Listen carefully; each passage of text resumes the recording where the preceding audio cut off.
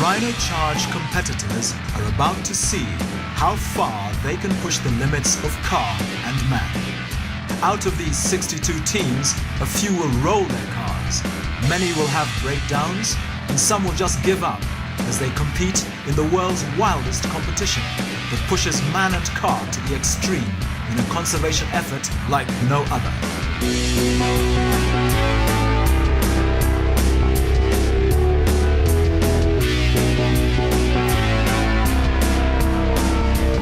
The Rhino Charge event has become synonymous with a special form of Kenyan madness and determination.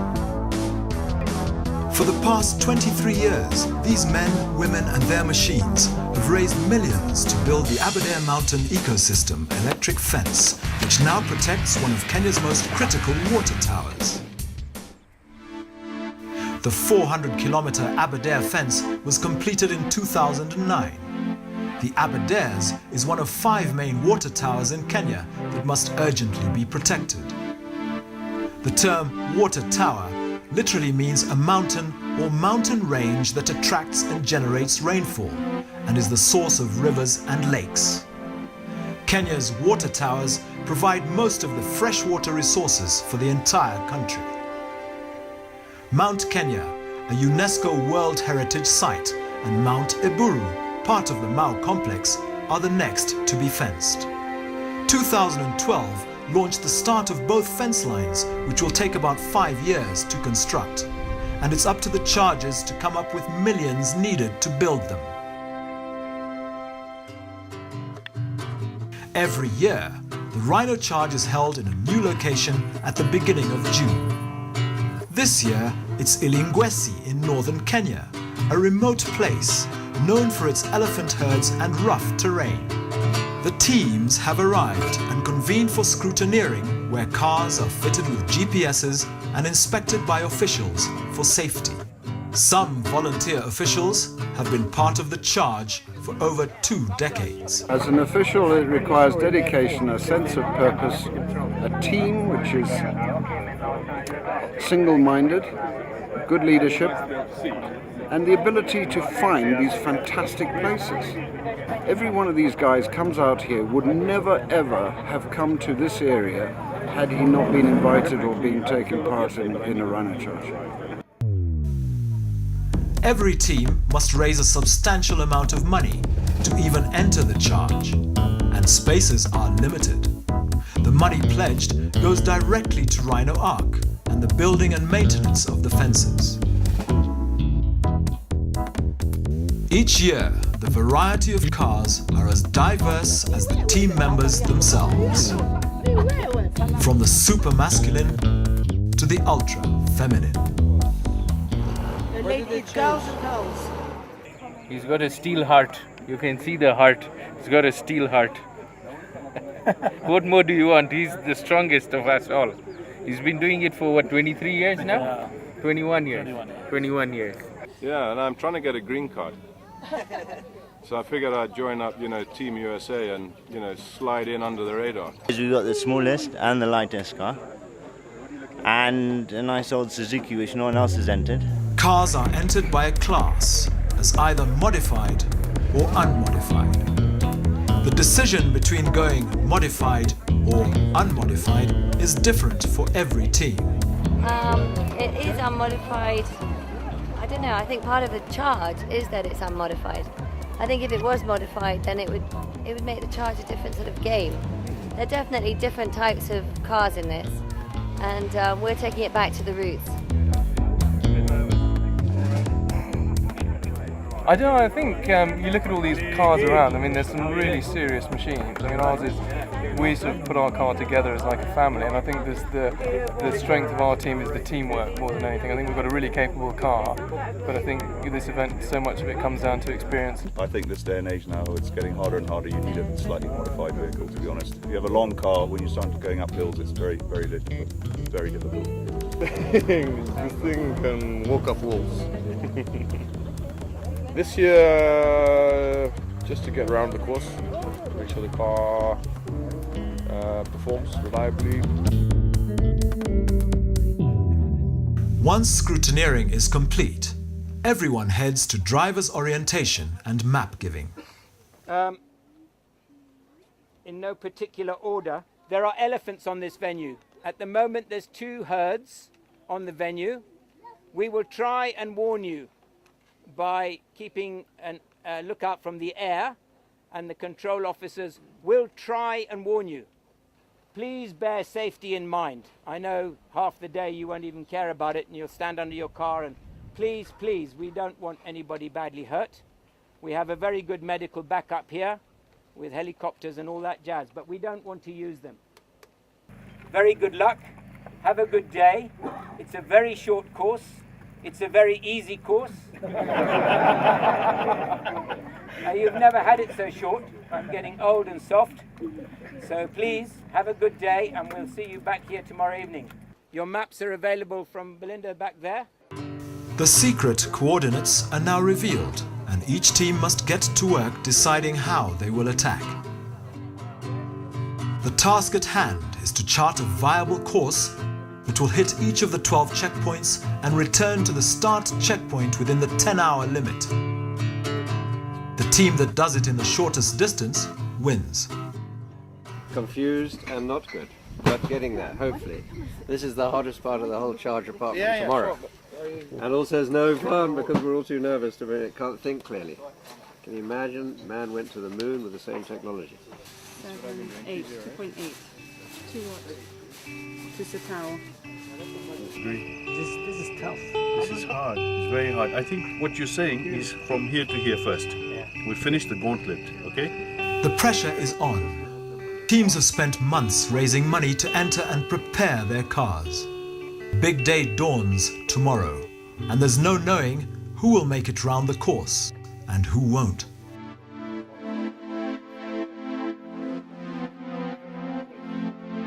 Dawn the next day, and the teams are escorted to their starting positions. Once at their starting positions, everyone waits anxiously for the 7:30 shotgun start. It's like Bloody Mary's at dawn with 6 cars about to take off down a slope that's better to roll down than drive down. Well, I think the terrain is a bit worrying. I mean, looking out there, how high up we are. It's going to be a lot of hills. Now that we're up here, we're going to try and stay up here. Yeah. Well, the bit that looked easy looks pretty steep, so I don't know about the rest of it.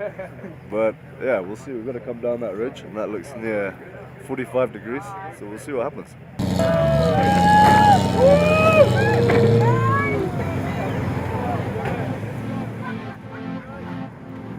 And finally, it's time to charge. Cars go their separate ways as they follow their own course. There are many traps waiting.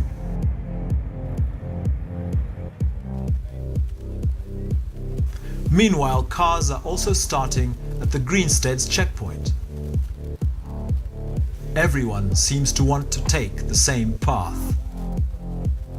But it looks like car 56 is having problems already.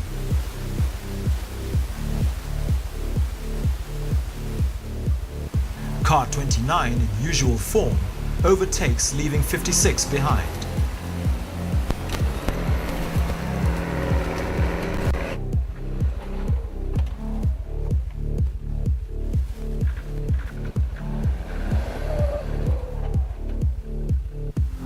The first breakdown of the day, and the charge only just started. While car 56 is immobilized, car 48 is coming into Greenstead's at the rate of knots.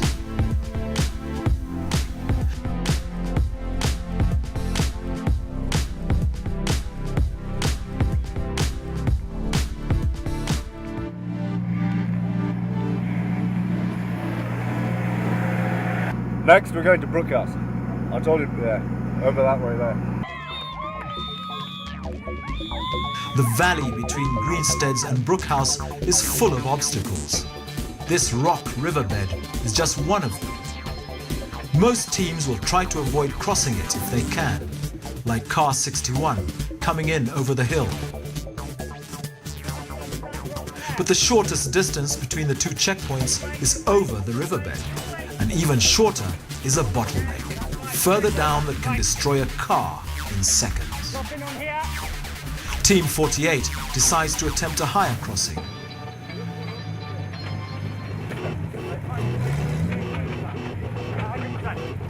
Okay, pulling this way.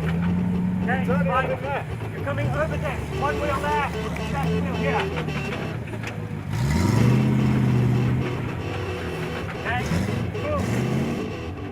The beauty of a modified car with clearance is illustrated here.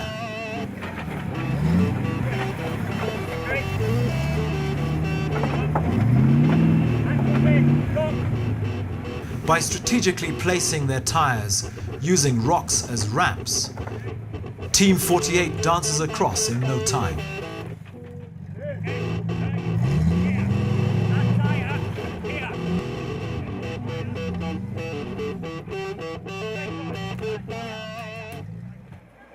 Further down the river, Team 17 finds themselves right at the bottleneck. Well, until here we were doing pretty well, but I think we're going to be snagged unless we haven't done enough checkpoints. This unmodified Land Cruiser doesn't have a lot of clearance, but it is light.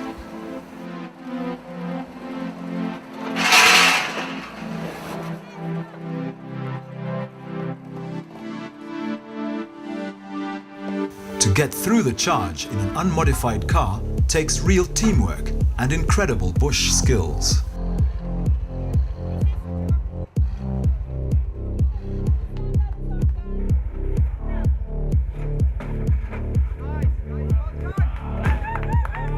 Over the riverbed, but now straight into the bottleneck.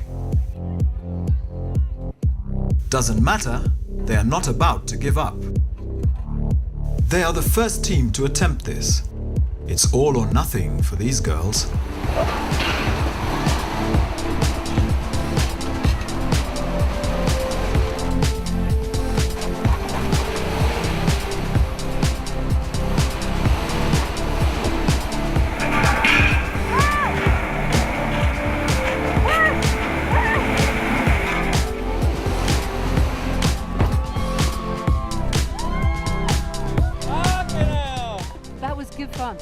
Good teamwork and good fun, but we're late now, so we've got to go. Bye, you've had enough. Go!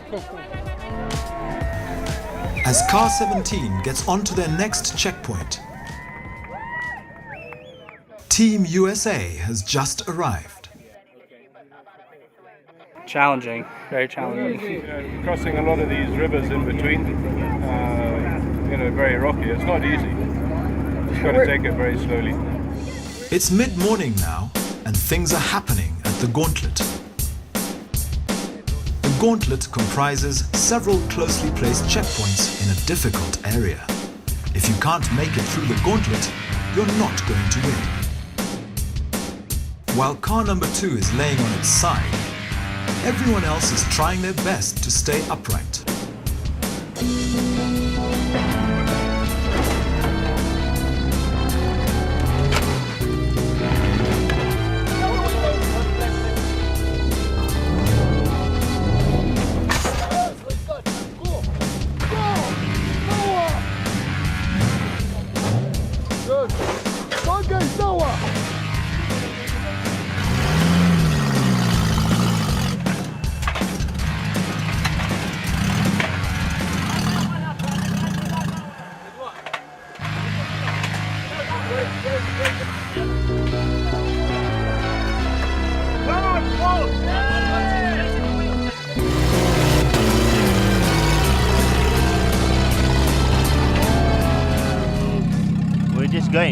We're just going for it. We're having fun. There was a bit of aggravation between everyone, but it's the beginning. Everyone's getting tired now, so there won't be any aggravation. In the middle of all the action, it's easy to forget why the Rhino charge exists. But without the charges, Kenya's water towers would not be protected. –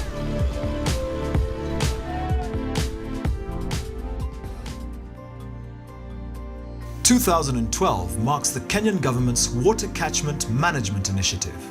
Rhino Ark, Kenya Wildlife Service, Kenya Forest Service and fenceline communities have joined together to begin construction of the two new fences, one around Mount Kenya and the other around Mount Eburu of the Mau Forest Complex.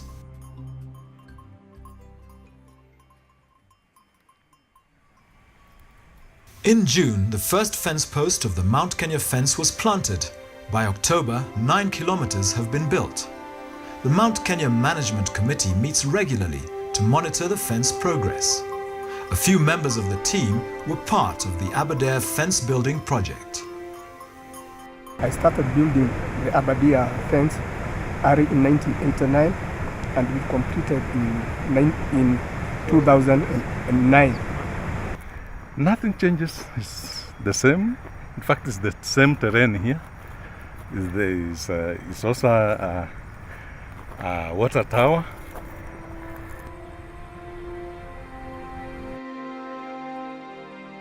The 270,000 hectares of Mount Kenya is home to about 2,000 elephant and a diverse array of flora and fauna. Fenceline communities farm and graze their cattle right on the forest boundary. The electric fence will halt crop destruction and other threats from wildlife. It will also put a stop to human activities such as illegal logging and deforestation, allowing the vast forests of Mount Kenya, one of Kenya's greatest natural assets and critical water towers, to be protected and managed for posterity.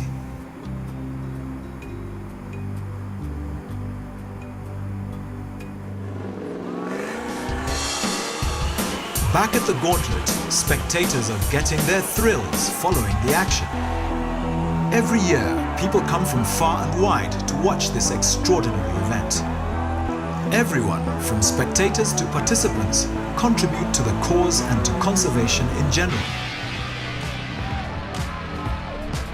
Rhino Ark gives camping fees and entrance fees to the hosting community amounting to millions of shillings that goes into community-based conservation projects in their area.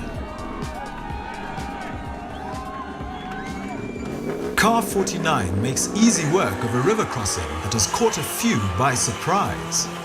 As Car 45 figures out how to get out of the river, on the other side of the gauntlet, Car 43 is struggling. Read my t-shirt. It's a bugger.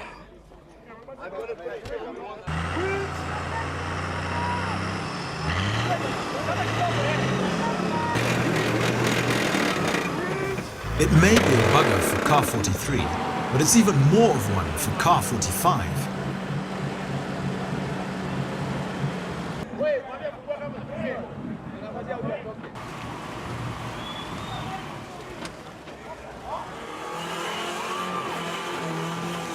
This year's course may be short, but it's proving to be more difficult than ever expected, catching many teams by surprise.